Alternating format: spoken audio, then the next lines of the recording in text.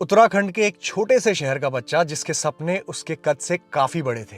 उसको ये तो नहीं पता था कि बड़ा और सक्सेसफुल इंसान बनने के लिए क्या करना होता है, लेकिन खुद को ट्रांसफॉर्म करके अपना बेस्ट वर्जन बनना जरूरी है, इतना उसे पता था।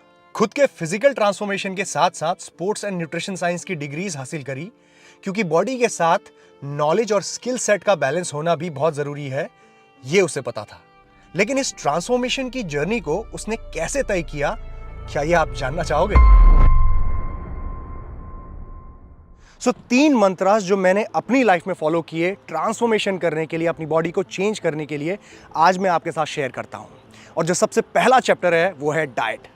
यस, न्यूट्रिशन, डाइट बहुत ही इंपॉर्टेंट है आपकी बॉडी को ट्रांसफॉर्म करने के लिए। और मैं बहुत फॉर्चुनेट रहा हूं क्योंकि मैंने यूनाइटेड किंगडम जाके sports management, sports science expert से सीखी। ये जाना कि न्यूट्रिशन में क्या चीज़ खाई जाए जो आपके स्पोर्ट्स को, आपकी ट्रेनिंग को सपोर्ट करे, आपको रिकवर करे और आप एक्सेल कर पाओ अपनी ट्रेनिंग में।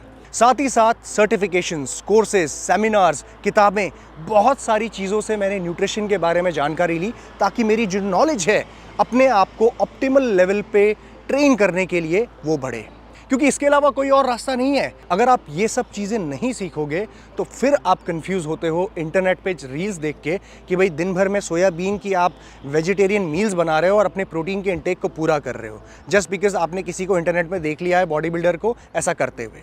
आप ये नहीं जानते हो कि बिहाइंड द सीन्स वो कितने बार वे प्रोटीन के स्कूप्स ले रहा है अपनी प्रोटीन की इंटेक को पूरा करने के लिए, क्योंकि फिजिकल ट्रांसफॉर्मेशन का एक बहुत बड़ा की है, वो है कैलोरी लिमिट। आपको अपनी कैलोरीज के अंदर रह के ही अपनी प्रोटीन की इंटेक को पूरा करना होगा। अगर फॉर एग्जांपल मेरी कैलोरी इंटेक 2400 है फॉर फैट लॉस, तो उसी 2400 कैलोरीज में मुझे अपने मैक्रोस को डिवाइड करना होगा, यानी कि प्रोटीन को, कार्बोहाइड्रेट्स को और फैट्स को। अगर प्रोटीन लेते हुए मेरे कार्बोहाइड्रेट्स और फैट्स ज़्यादा मेरी बॉडी में आ जाएंगे तो मैं अपने 2400 का मार्क क्रॉस करके ऊपर बढ़ जाऊंगा, जिससे फिर मेरा फैट लॉस नहीं, वेट गेन होने लगेगा, यानी कि मैं सरप्लस में चले जाऊंगा। तो ये ध्यान रखना बहुत ही ज़रूरी है। इसीलिए जब भी आप प्रोटीन सोर्सेज की बात करते हो, ख़ास तौर पे वेजिटेरियन, कि आपने सत्तू का शेक बना लिया, उसके बाद आपने पनीर ले लिया, सोयाबीन ले ली, तो उसमें ये भी ध्यान रखना है कि 2:1 रेशियो में कार्बोहाइड्रेट्स और फैट्स भी आ रही है, जो आपकी कैलोरी लिमिट को क्रॉस कर देगी, जो आपकी फैट लॉस के लिए बनी हुई है। सो इसीलिए यहाँ पे लीन प्रोटीन सोर्सेस का लेना बहुत ही इंपॉर्टेंट है, और ये आपको पढ़ने के बाद, लिखने के बाद, समझने के बाद, एजुकेट होने के बाद समझ में आता है। इसीलिए लीन प्रोटीन सोर्सेस के लिए मैं हमेशा नॉन वेजिटेरियन फूड्स जैसे कि एग वाइट्स, चिकन ब्रेस्ट, या फिर वेजिटेरियन अगर आप हो तो आप वे प्रोटीन, हाई क्वालिटी वे प्रोटीन ले सकते हो, क्योंकि वो एक कंप्लीट प्रोटीन है, complete profile of amino acids. और यहाँ पे मैं प्रेफर करता हूँ gold standard 100% way from optimum nutrition, जो आपको प्राइमरी सोर्स आइसोलेट प्रोटीन देता है, जो फास्ट डाइजेस्टिंग एंड एब्जॉर्बिंग है और आपकी मसल रिकवरी के लिए बेस्ट है। इसको मैं काफ़ी टाइम से इस्तेमाल कर रहा हूँ फ्रॉम एजेस, और दिन में 1, 2 या कभी कभी 3 स्कूप भी ले लेता हूँ, डिपेंडिंग कि मेरी किस तरीके की रिक्वायरमेंट है प्रोटीन की और मेरी ओवरऑल कैलोरी गोल्स क्या हैं। इसी के साथ साथ इसमें सारे एसेंशियल अमीनो एसिड्स होते हैं जो फास्ट डाइजेस्टिंग एंड एब्जॉर्बिंग है, जो बहुत ही ज़रूरी है आपकी मसल रिकवरी और इस तरीके की फिजिकल ट्रांसफॉर्मेशन के लिए। दूसरा चैप्टर यहाँ पे आता है ट्रेनिंग का। अब ट्रेनिंग के मामले में भी मैं बहुत ज़्यादा फॉर्चुनेट रहा हूँ, क्योंकि यूनाइटेड किंगडम में ही बहुत सारे ऐसे experts, coaches, body building, elite body building level में जो ट्रेन करते हैं लोगों को, उनके साथ मुझे ट्रेन करने का और सीखने का मौका मिला, through seminars, through personal training courses, certifications और साथ ही साथ कलीग्स। मुझे एक बात ये पता थी कि जिम में बिताया हुआ 1 घंटा ट्रेनिंग का बहुत अलग है जिम में बिताए हुए 1 घंटे इफेक्टिव ट्रेनिंग से। यानी कि इफेक्टिवली ट्रेन करना बहुत ज़रूरी है। Correct technique, correct form, correct motion, range of motion को समझना, फंक्शन को समझना, ये बहुत ज़रूरी होता है, क्योंकि I have been a national athlete all my life. मैं ताइक्वांडो नेशनल्स खेल चुका था, बास्केटबॉल खेल चुका था, तो मुझे पता है कि किसी भी गेम में टेक्निक का कितना बड़ा रोल है।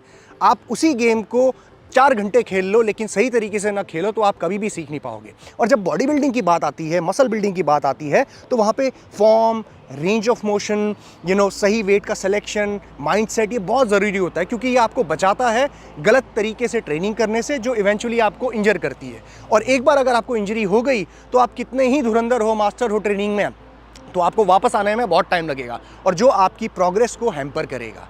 So learning the right technique was very important for me. और जो मैंने इन्वेस्ट किया अपना टाइम मनी जिस चीज़ में, और ये फिजिकल ट्रांसफॉर्मेशन का बहुत बड़ा रूल होता है to learn the training part. जब आप ट्रेनिंग करते हो जिम के अंदर तो 5 से 6 एक्सरसाइजेज अगर आप कर रहे हो तो आपको ये भी वहाँ पे समझना है कि उन एक्सरसाइजेज को करते हुए आप अपने मसल को इंगेज कर रहे हो या नहीं, आप अपने जॉइंट्स को बचा के चल रहे हो या नहीं, और जो नेक्स्ट डे की ट्रेनिंग आने वाली है उसके लिए आप रिकवर हो गए या नहीं। तो ये बहुत सारी चीज़ें एक साथ चलती हैं पैरेलली, जिसमें आपको ओवर ट्रेनिंग से भी बचना है, रिकवर भी सही करना है और इनफ ट्रेनिंग भी करनी है ताकि आप अपने मसल को ग्रो कर पाओ और साथ ही साथ अपने आप को इंजरी फ्री रख पाओ। ये तभी होता है जब आप ट्रेनिंग के सारे एस्पेक्ट्स को लर्न करते हो और आप सही तरीके से समझ के उसको अप्लाई करते हो अपने स्पोर्ट में, अपने गेम में। इसी के साथ साथ ट्रेनिंग का ही पार्ट होता है सही तरीके से वार्म अप करना और कूल डाउन करना। अगर आपको वार्म अप करना और कूल डाउन करना नहीं आता है ना, तो आपकी ट्रेनिंग में लॉन्जेविटी नहीं है। मतलब आप 5-6 साल ही ट्रेन करना चाहते हो अपने जीवन में, उसके बाद आप ट्रेन नहीं करना चाहते। अगर आप चाहते हो कि आप 50 साल, 60 साल, 70 साल की उम्र में भी ट्रेनिंग करो, वेट्स के साथ मूवमेंट करो, तो you need to start warming up, you need to start cooling down. आपकी एक फ्लेक्सिबिलिटी, मोबिलिटी ट्रेनिंग आपकी ओवरऑल ट्रेनिंग का हिस्सा होना चाहिए। 10 से 15 मिनट आपको वो स्पेसिफिक टाइम देना पड़ेगा, सही तरीके से सीखना पड़ेगा, तब जाके आप लॉन्जेविटी लेके आओगे अपनी ट्रेनिंग में। और एक बहुत ही इंपॉर्टेंट हिस्सा है आपकी फिजिकल ट्रांसफॉर्मेशन का।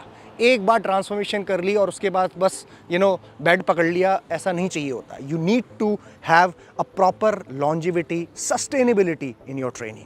तीसरा चैप्टर यहाँ पे आता है राइट मेंटोरशिप। जैसा मैंने कहा, ट्रेनिंग और न्यूट्रिशन में तो मैं बहुत लकी रहा हूँ, फॉर्चुनेट रहा हूँ, साथ ही साथ मेंटोरशिप में भी मैं फॉर्चुनेट रहा हूँ।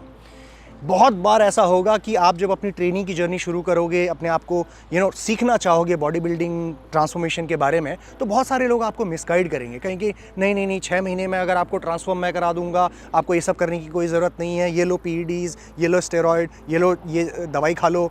बहुत सारे लोग आपको मिसगाइड करेंगे, वहीं आपको बचना होता है। और मेरी लाइफ में ऐसे लोग मुझे मिले जिन्होंने मुझे सही गाइड किया स्टार्टिंग में ही। उन्होंने कहा कि देख भाई, तुझे 5 से 7 साल तो मिनिमम लगेंगे एक सही फ्रेम डेवलप करने में, फाउंडेशनल स्ट्रक्चर बनाने में, एक्सरसाइज को, टेक्निक को, प्रोटोकॉल्स को, माइंडसेट को समझने में, कैसे ये चीज़ होती है। और मैं coming from actual sports background, taekwondo, basketball, तो मुझे एक एथलीट का माइंडसेट पता था कि भाई इतना तो घिसना पड़ेगा अपने आप को, टेक्निक सीखनी पड़ेगी, माइंडसेट समझना पड़ेगा। सो आई कुड अंडरस्टैंड दैट। और साथ ही साथ मेरे जितने भी मेंटोर्स थे उन्होंने हमेशा मुझे अवेयर किया कि अगर आप अपने आप को हेल्दी रखना चाहते हो, फिट रखना चाहते हो, बॉडी को ट्रांसफॉर्म करना चाहते हो, तो you do not need such substances in your body. मैं बहुत सारे पर्सनली अपनी लाइफ में मिस्टर ओलंपियास को भी मिला हूँ, लाइव उनके साथ बैठ के बात करी है मैंने। उनमें से एक शॉन रॉडन, जिनको मैं पर्सनली मिला हूँ, he is no more, because कहीं ना कहीं PEDs, स्टेरॉइड्स बहुत बड़ा रोल प्ले करती है आपकी हेल्थ में। सो ये मेरे दिमाग में पहले से क्लियर था कि I am training because I want to look fit, I want to look good, ये नहीं कि मैं अपने इंटरनल ऑर्गन्स को ख़राब कर लूँ। सो PEDs and steroids were never the choice. और मेंटरशिप इसमें बहुत ज़रूरी है, सही ज्ञान देना। स्टार्टिंग से ही गुरु अगर सही रास्ता दिखाए आपको, तो आप गलत रास्ते पे कभी भी कदम नहीं रखते हो। और ये आपको ही चूज़ करना पड़ेगा। मेंटर्स ढूंढते हुए आपको नहीं आएंगे, आपको ढूंढना पड़ेगा, आपको गोते लगाने पड़ेंगे समंदर में, तब आपको वहाँ से निकालने हीरे। ठीक है। So you need to be aware what's going on in your life and आपको क्या करना है अपनी लाइफ में। सो फिटनेस एक जर्नी है, ये कोई माइलस्टोन नहीं है कि आपने वहाँ पे कदम रखा और आपको एक मेडल मिल गया और ख़त्म कहानी। ठीक है, उसको कंटिन्यूसली सस्टेनेबल तरीके से अपनी ज़िंदगी में करते रहना ही रियल फिटनेस है। अगर मैं 50, 60, 70 साल की उम्र में अगर मैं ट्रेनिंग नहीं कर पा रहा हूँ, हेल्दी नहीं दिख पा रहा हूँ, मेरे जॉइंट्स हेल्दी नहीं है, मेरे इंटरनल ऑर्गन्स हेल्दी नहीं है, तो उस 5 साल की बॉडी बिल्डिंग का क्या फ़ायदा, उस 5 साल में खतरनाक क्रेजी बॉडी बनाने का क्या फ़ायदा। सो लॉन्जिविटी, सस्टेनेबिलिटी ही एक्चुअल रियल फिटनेस है, और ये मेरे फिजिकल ट्रांसफॉर्मेशन का एक सबसे बड़ा अचीवमेंट है। सो अगर आप करना चाहते हो अपना फिजिकल ट्रांसफॉर्मेशन, तो इन 3 चीज़ों को याद रखना, इन 3 चैप्टर्स को, और इसको लेके ही अपने लाइफ में आगे बढ़ना। And I will see you guys in the next video. Jeet Salal, signing off.